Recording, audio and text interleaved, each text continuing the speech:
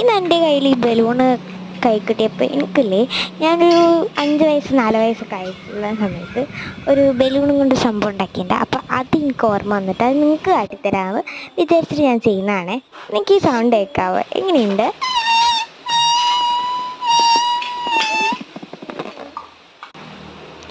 ആ, ആദ്യം ഒരു ബ്ലൂ ബലൂൺ എടുത്തു. അത് കെട്ടിക്കഴിഞ്ഞപ്പോൾ തന്നെ എൻ്റെ ഒരു വിധിയെ അങ്ങനെ എന്നത് പൊട്ടിപ്പോയി കേട്ടോ.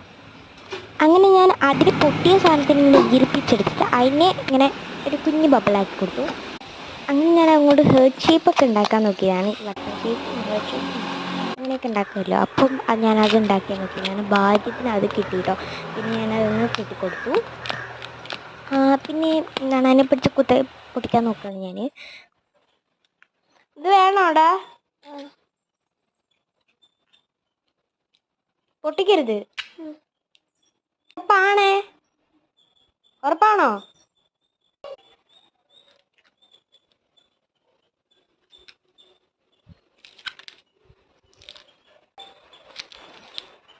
പൊട്ടുന്നില്ല. പൊട്ടീൻ്റെ സന്തോഷത്തിൽ പൊട്ടിയായിട്ട് ഇങ്ങനെ ഇരിക്കുകയാണ്. അപ്പോൾ എന്തായാലും ഞാൻ കുഴിച്ചെന്നൊക്കെ ഉണ്ടായിരുന്നു, പക്ഷെ ഞാൻ കുഴിച്ചിട്ടില്ല. അല്ല, ഒട്ടും തോൽക്കാതെ തന്നെ ഇന്ദ്രചൂടൻ വീണ്ടും വന്നിരിക്കുകയാണ് കേട്ടോ. കാരണം വേറെ ഒന്നുമല്ല, ഞാൻ ഒട്ടും തോൽക്കില്ല. അന്നത്തെ ദിവസം തന്നെ പോയിട്ട് വൈകുന്നേരം പോയിട്ട് ഒരു 5 ബലൂൺ അങ്ങോട്ട് വാങ്ങിച്ചിട്ട് വന്നു. എന്നിട്ട് ഒന്ന് പൊട്ടിയാലും ഒന്ന് ഉപയോഗിക്കാം, അങ്ങനെയാണല്ലോ. അപ്പോൾ അതുകൊണ്ട് തന്നെ അതിനെ വീർപ്പിച്ചപ്പോൾ എനിക്കിത് കണ്ടപ്പോൾ തോന്നിയത് നമ്മൾ സിന്ദൂരമാങ്ങയില്ലേ, അത് എൻ്റെ നാട്ടിൽ പറയുന്നത് സിന്ദൂരമാങ്ങ എന്നാണ്. ഒരു റെഡ് ആൻഡ് ഓറഞ്ച് കളർ ഒരു പഴുത്തുണ്ടെങ്കിൽ അതിങ്ങനെയാട്ടോ. ഇനിയാണ് ഇത്തിരി സൂക്ഷ്മതയോടുള്ളൊരു പണി. ഇതിത്തിരി നിങ്ങൾ സൂക്ഷിച്ചു നോക്കിക്കോ. ഇത് പൊട്ടാതെ വേണം കേട്ടോ ചെയ്യാൻ. പൊട്ടിക്കഴിഞ്ഞാൽ പിന്നെ പ്രശ്നമാണ്.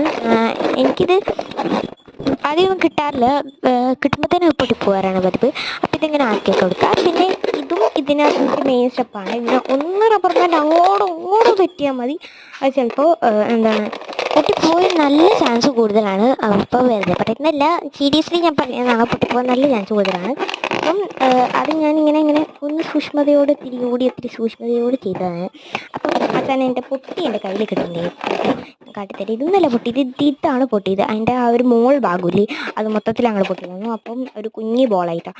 അപ്പം അതിനെ ഞാൻ എന്തായാലും ഒന്ന് കെട്ടിക്കൊടുത്തു. അപ്പം ചെറുതാണ്. അപ്പോൾ ചെറുതെടുക്കാൻ അത് പൊട്ടിപ്പോവോ കണ്ട് ഞാൻ മെല്ലെ ആയിരുന്നു അപ്പോൾ ചെയ്തിരുന്നത്. എന്നിട്ട് ഞാൻ ഓംഗ്രീൻ കുടിച്ചാത്തതെന്ന് പറഞ്ഞപ്പോഴേക്കും എനിക്ക് കണ്ണുമൊക്കൊക്കെ വന്നു. ഞാൻ ചെറുപ്പത്തിൽ ഒരു 4 ആ വയസ്സ് സമയത്ത് പിന്നെ കുട്ടിയായും മമ്മയായും പാവയായും ഒക്കെ ഞാനത് കഴിച്ചിട്ടുണ്ട്. നല്ല ഇഷ്ടമാണ്. അപ്പം ഇത്രയേ ഉള്ളൂ. അപ്പോൾ ഇതിനകത്തൊരു കല്ലും കൂടി ഇരുന്നെങ്കിൽ അങ്ങനെ ആടി കളിക്കും. അപ്പോൾ ബൈ.